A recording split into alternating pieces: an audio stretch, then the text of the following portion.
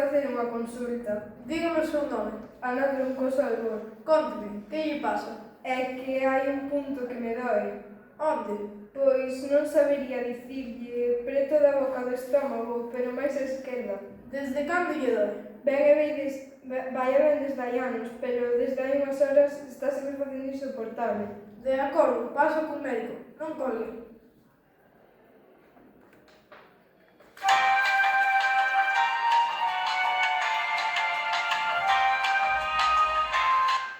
Hola, Ana, son a doutora Sánchez. Conteme que lle pasa. Pois que hai un punto que me dói. Ten febre? Non, máis ben o contrario.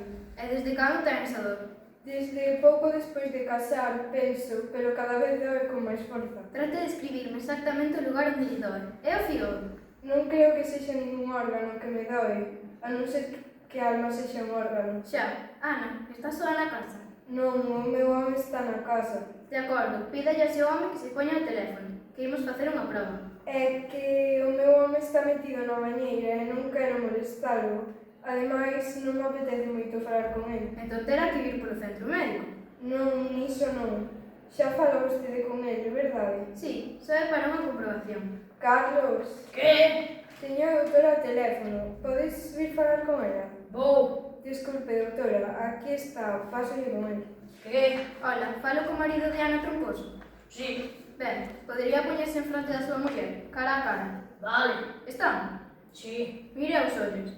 Estánse mirando? Non. Non son quen de mirarse en fite? Non. Vale, agora, con moito cuidado, acheguea e pegue o peito contra o dedo. Nota algún tipo de respiración? Non.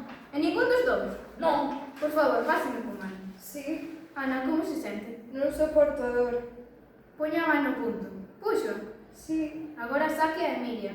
Está mollada. está vermella, hai moito sangue.